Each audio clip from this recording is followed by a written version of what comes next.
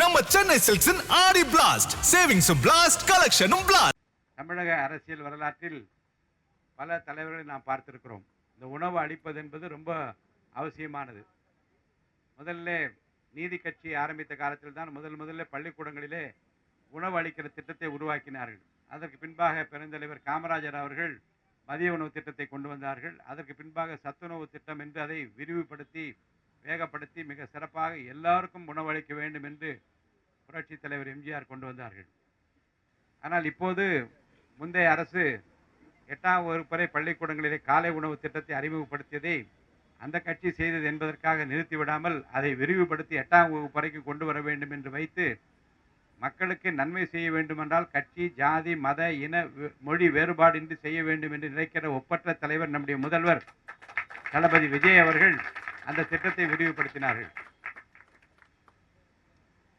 தமிழகத்தை பொறுத்த வரைக்கும் புரட்சி தலைவர் எம்ஜிஆர் இந்த உணவு என்று சொன்னால் எம்ஜிஆர் தான் என்று சொல்லுவார்கள். ஏனென்றால் வீட்டிலே சமைப்பதற்கு அரிசியில் என்றால் உலை வைத்துவிட்டு ராமாபுரம் தோட்டத்துக்கு போய் நின்றால் இங்கே அரிசி பொங்கும் என்கின்ற அளவிற்கு புரட்சி தலைவர் எம்ஜிஆர் உணவு அளிப்பதில் வள்ளலாக வாழும் வள்ளலாக தன்னுடைய வாழ்நாள் முழுவதும் அதை கடைபிடித்தார். அதெல்லாம் உங்களுக்கு நன்றாக தெரியும்.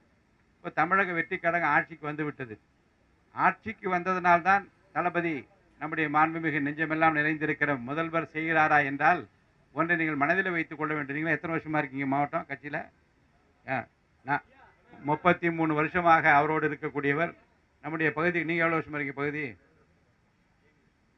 8 வருஷமா? 10 வருஷம். அவர் நீங்கள் 6 வருஷம், 5 வருஷம்.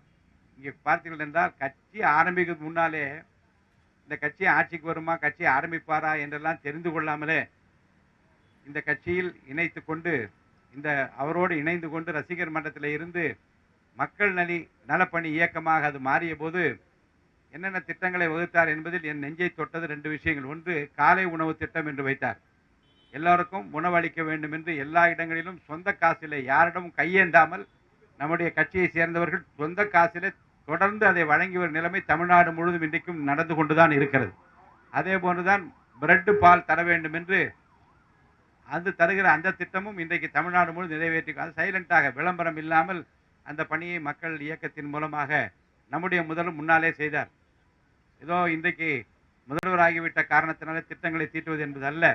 என்றைக்கும் ஏழைக்கு இறங்குகிற, ஏழை எளியோருக்கு உதவுகின்ற மனம் அவருக்கு இருக்கின்ற காரணத்தினாலே தான் மக்கள் இயக்கத்தின் மூலமாக பல நற்பணி, கல்விக்காகவும் சரி, மருத்துவ உதவிக்காகவும் சரி என்று பல்வேறு நலப்பணி எல்லா கோணங்களிலும் செய்து காட்டியவர் நம்முடைய நெஞ்சமெல்லாம் நிறைந்திருக்கிற முதல்வர் தளபதி விஜய் அவர்கள். இப்போதும் தனி ஒருவனுக்கு உணவில்லை எனில் ஜெகத்தினை அழித்து விடுவோம் என்று பாடினான் பாரதி. உணவு என்பது ரொம்ப எவ்வளோ கஷ்டமான, அதான் நம்முடைய நண்பர் இங்கே பேசுகிற போது லயோலா கல்லூரியில் வசித்து வருகிற மாணவனுக்கு மதிய உணவு திட்டத்தை கொண்டு வந்ததை இங்கே நினைவுபடுத்தினார்கள். உணவு என்பது ரொம்ப அவசியமானது. அதாவது போதும் என்று சொல்லக்கூடிய ஒன்று உணவு தான். அதுவும் பசித்து வருகிறவனுக்கு உணவு தர வேண்டும். இங்கே கூட பைபிளில் இருந்தெல்லாம் இங்கே விளக்கம் சொன்னார்கள். ஒரு முறை இயேசுநாதர் பிரசங்கம் செய்து கொண்டே இருக்கிறார். பிரசங்கம் முடிகிறது. இந்த ஜனங்கள்லாம் மலை ஏறி வந்தார்களே, ரொம்ப வனாந்தரத்திலிருந்து வந்திருக்கிறார்கள். ஆனால் இவர்களுக்கு என்ன சாப்பாட்டுக்கு ஏதாவது இருக்கிறதா என்று கேட்கிறார். ஐயா, இந்த இடத்துல சாப்பாட்டுக்கு ஒன்றும் கிடைக்காதே என்று சொல்கிறார்கள். அப்போ ஏதாவது இருக்கிறதா பாருங்கள் என்று சீஷர்களை அனுப்புகிறார்.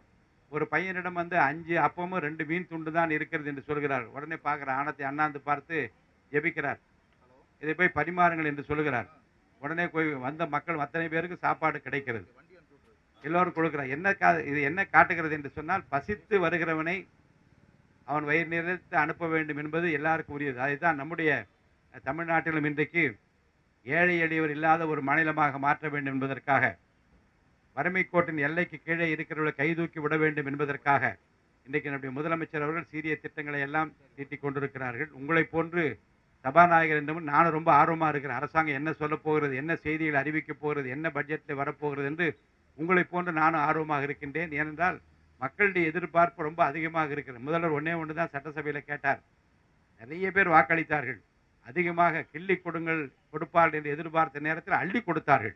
அப்படி அள்ளி கொடுத்த மக்களுக்கு அள்ளி அள்ளி கொடுக்க வேண்டும் என்று முதல்வர் விரும்புகிறார். என்ன கேட்டார் என்றால், சபையில் கொஞ்சம் எனக்கு கால அவகாசம் கொடுங்கள் என்றால் சட்டியிலே என்ன இருக்கிறது என்று பார்த்து விட்டார். வெள்ளை அறிக்கை மூலமாக அது வெளிவந்து விட்டது. இப்போது இந்த சட்டையை நிரப்புவதற்குரிய கஜானாவை நிரப்புவதற்குரிய பணிகளை இறங்கி இருக்கிறார். நல்ல திட்டங்கள் எல்லாம் அவர் அறிவிப்பார் என்று உங்களை போன்று நானும் எதிர்பார்க்கின்றேன். இந்த தலித் வன்னியர் கூட்டமைப்பினுடைய நிர்வாகிகளை நான் மீண்டும் பாராட்டுகிறேன். என்றால் இது ஏதோ இந்த 750 இன்னைக்கு அவருடைய பிறந்தநாளுக்கு 52 பிறந்தநாளுக்காக போடுகின்றவள் அல்ல, ஒரு பிறந்தநாள் நிகழ்ச்சிக்காக நடத்துகிற நிகழ்ச்சி அல்ல. தொடர்ந்து 750வது அன்னதான விழா 750 நாட்களாக நடத்துவது என்பது எவ்வளவு சிரமமான விஷயம். தினந்தோறும் சாப்பாடு கொடுக்கிறார்கள், தினந்தோறும் வகை வகையாக கொடுக்கிறார்கள், பிரித்து வகுத்து எடுத்து கொடுக்கிறார்கள். ஆக அந்த நிர்வாகிகளை அவர்கள் கரங்களை இறைவன் ஆசீர்வதிக்க வேண்டும் என்று நான் வாழ்த்துகின்றேன். அன்னதானம் ஒன்றுதான், தானத்தில் சிறந்தது அன்னதானம். வசித்து வருகிறவனுக்கு இல்லை என்று சொல்லாமல் கரங்களை நீட்டுகிற போது இறைவனுடைய ஆசீர்வாதம் நிரம்ப அவர்கள் மீது இருக்கும். நிர்வாகிகள் அத்தனை பேருக்கு என்னுடைய நல்வாழ்த்துக்களை நான் தெரிவித்துக் கொள்கிறேன்.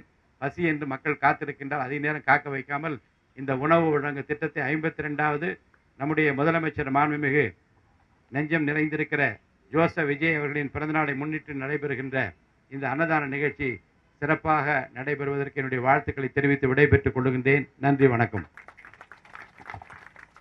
நம்ம சென்னை சில்க்ஸின் ஆடி பிளாஸ்ட், சேவிங்ஸும் பிளாஸ்ட், கலெக்ஷனும் பிளாஸ்ட்.